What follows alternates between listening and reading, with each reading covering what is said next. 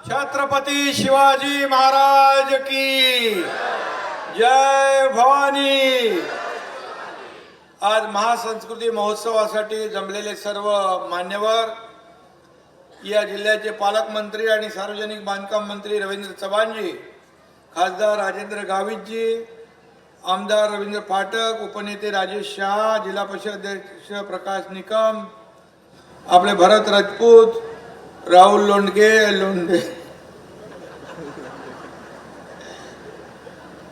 वेळ कमी आहे म्हणून फास्ट होत चाललाय, कारण आपल्याला ते 10चा नियम आहे ना, तिकडे नाही,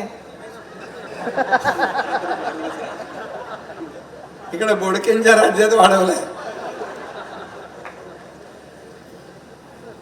आपले जिल्हाधिकारी गोविंद बोडके, SP बाळासाहेब पाटील, श्रीयुत काळे, व्यासपीठावरील सर्व सन्माननीय मान्यवर, महायुतीचे सर्व लोकप्रतिनिधी, पदाधिकारी, कार्यकर्ते, अधिकारी, सर्व मान्यवर आणि ज्या कलाकारांनी यामध्ये सहभाग घेतला ते सर्व कलावंत यांचं देखील मी मनापासून स्वागत करतो। सर्व पत्रकारांचं देखील स्वागत करतो, सगळ्यांना शुभेच्छा देतो।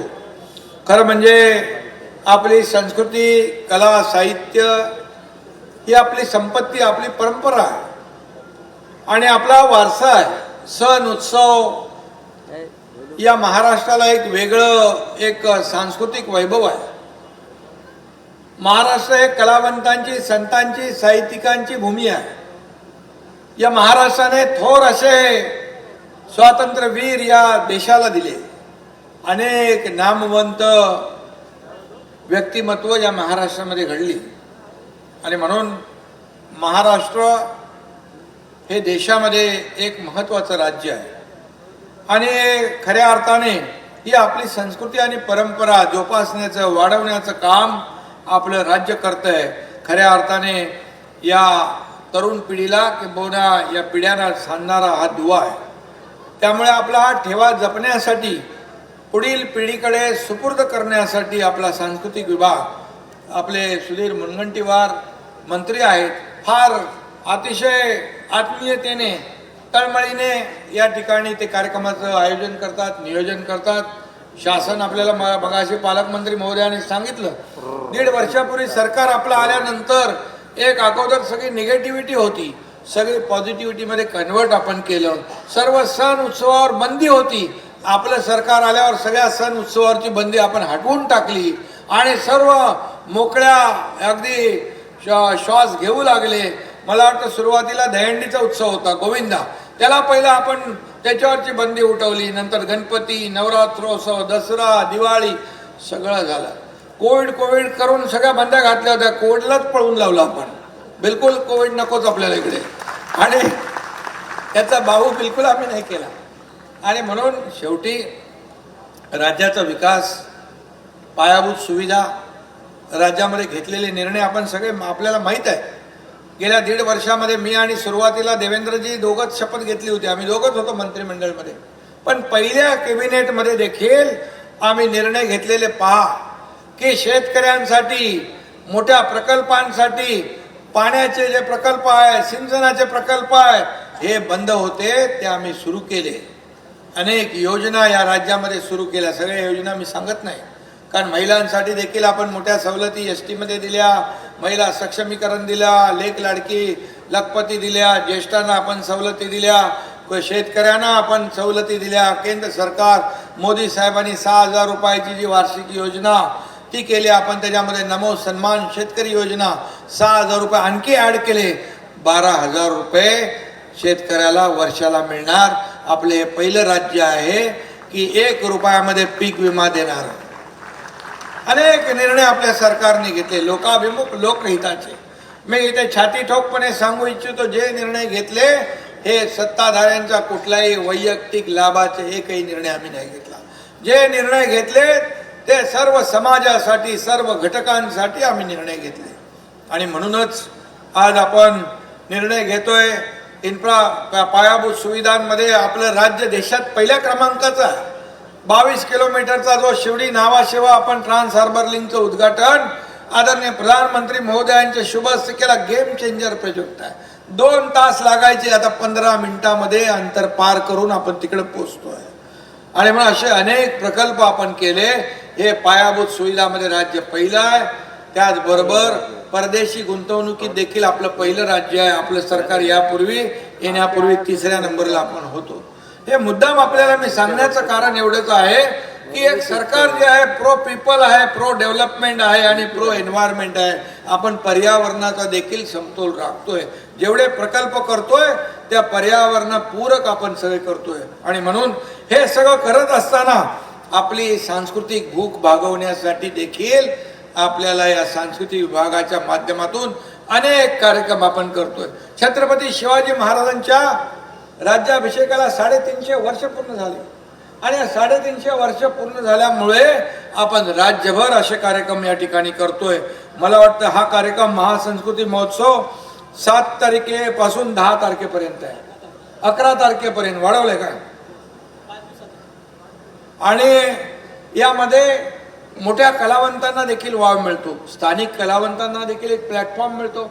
त्यांच्या टॅलेंट आहेत आणि आदिवासी भागात खूप चांगले टॅलेंट आहेत, पोटेन्शियल आहे. पण त्यांना प्लॅटफॉर्म पाहिजे, त्यांना वाव पाहिजे, संधी पाहिजे. ती संधी देण्याचं काम आपण अशा कार्यक्रमांमधून करत असतो. यामध्ये छत्रपती शिवाजी महाराजांच्या जीवनावर अनेक कार्यक्रम या ठिकाणी आपण केलेत. आणि खऱ्या अर्थाने शस्त्र प्रदर्शन असेल, नाण्यांचं प्रदर्शन असेल, ऐतिहासिक पुस्तकांचं प्रदर्शन असेल, हे सगळं आहे. यामधून राज्याच्या सांस्कृतिक आपली जी संस्कृती आहे त्याचं दर्शन घडवण्याचं काम आपण करतोय. यामध्ये आदिवासी भागातील तारपा नृत्य आहे, कोळी नृत्य आहे. या सगळ्यांना इथं आपण संधी दिलेली आहे.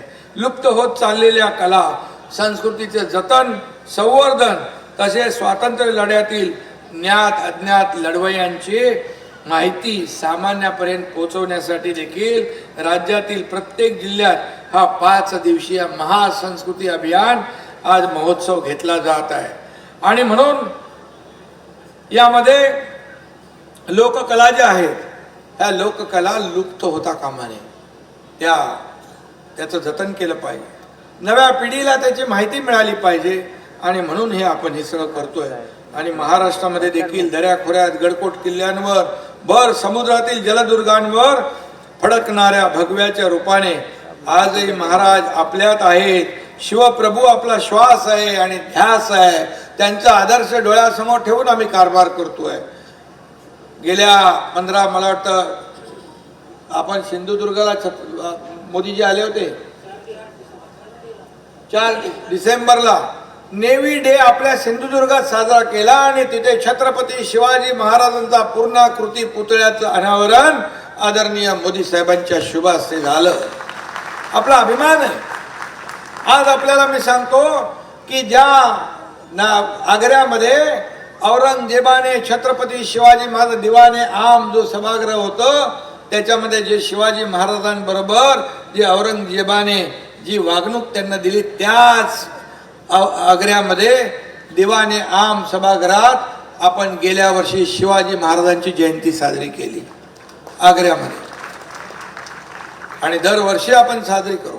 भारत पाकिस्तानच्या सीमेवर पुण्यातली एक संस्था आहे. त्या संस्थेने छत्रपती शिवाजी महाराजांचा अश्वारूढ पुतळा भारत पाक सीमेवर उभा केला. त्याचं लोकार्पण करायला मला बोलवलं होतं. सुधीर भाऊ आम्ही गेलो होतो. पाकिस्तानकडे छत्रपती शिवाजी महाराजांची अशी तलवार रोखलेली आहे. ती बघून त्यांची पाकिस्तान आणि पाकिस्तानला देखील आपल्या हिंदुस्थानकडे डोळे वटारण्याची हिंमत त्या तलवारीकडे बघून होणार नाही. अशा प्रकारचा पुतळा तिथे उभा केला. छत्रपती शिवाजी महाराज हे आपलं दैवत आहे. त्यांचं नाव घेतलं तरी अंगावर रोम रोम उभे राहतात, शारे उभे राहतात. अनेक ऊर्जा आणि प्रेरणा आपल्याला मिळते. आणि म्हणून आज छत्रपती शिवाजी महाराजांच्या 350व्या वर्धापन दिना अमृत महोत्सव जे आहे 350 वर्ष 350 वर्ष म्हणजे साधा सोपा काळ नाही. आणि म्हणून आपल्या देशाचाही अमृत महोत्सव आपण साजरा करतोय.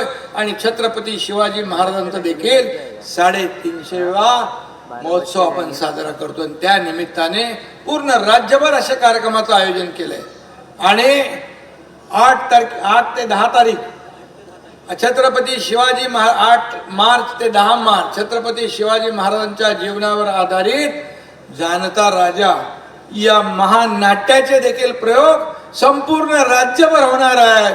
छत्रपती शिवाजी महाराजांचं कार्य, अलौकिक कार्य, त्यावेळचे गडकोट किल्ले बांधले, तोफावरती चढवल्या, त्यावेळे गडावर पाणी, छत्रपती शिवाजी महाराजांची काय म्हणजे दूरदृष्टी असेल, त्यावेळेचं आर्किटेक्चर काय, इंजिनिअरिंग काय, कसे बांधले गडकोट किल्ले आणि या सगळ्याचा इतिहास जो आहे सर्वसामान्य कार्यकर्त्यापर्यंत नाही तरुण पिढीपर्यंत पोहोचण्यासाठी त्यांच्या जीवनावर आधारित महानाट्य जाणता राजा देखील आपण या ठिकाणी आयोजित करतोय। आणि म्हणून सरकार हे सर्वसामान्यांचं सरकार आहे।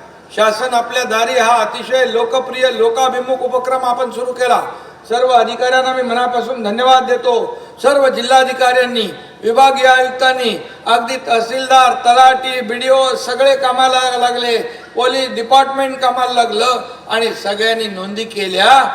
आपल्या शासन आपल्या दारी हे ज्या लाभ आहेत ते होते, निर्णय होते, परंतु कटकट फेऱ्या मारणं, खेटे मारणं करून तो आपला माणूस ती लाभ घेण्याचा नाद सोडून देत होता।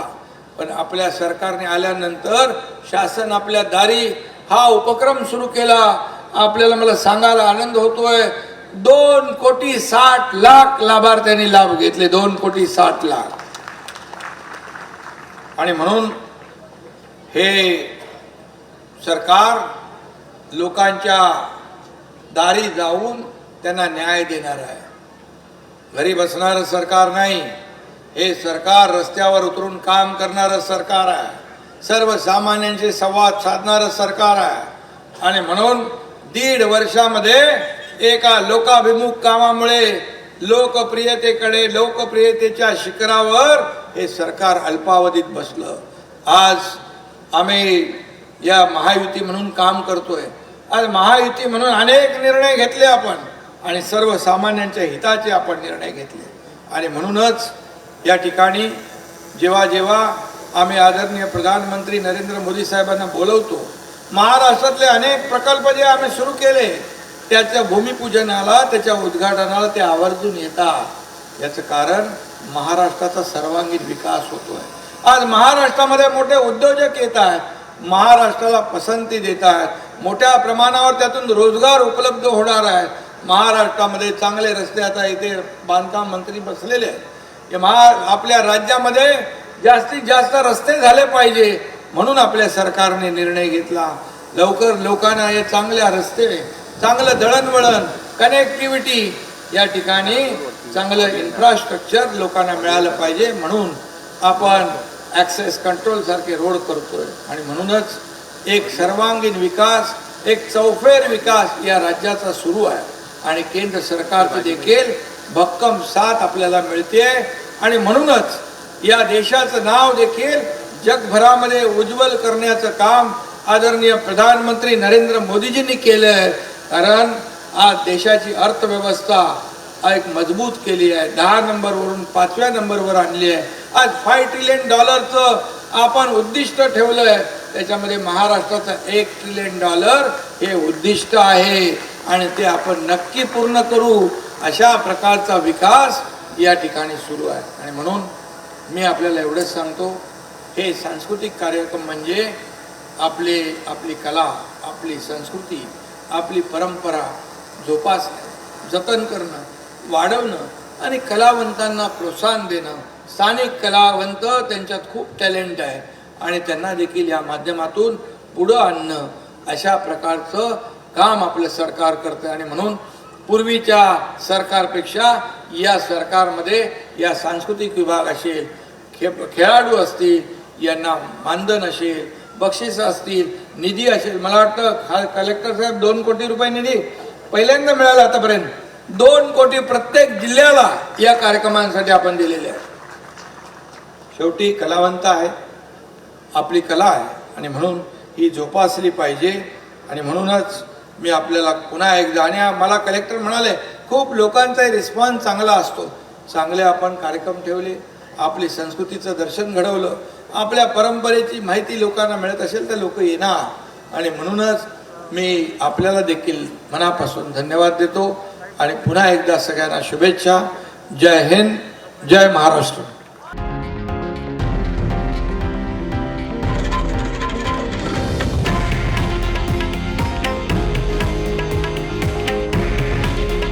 हे आहे देशातील नंबर 1 न्यूज नेटवर्क आणि आपण पाहत आहात TV9 मराठी.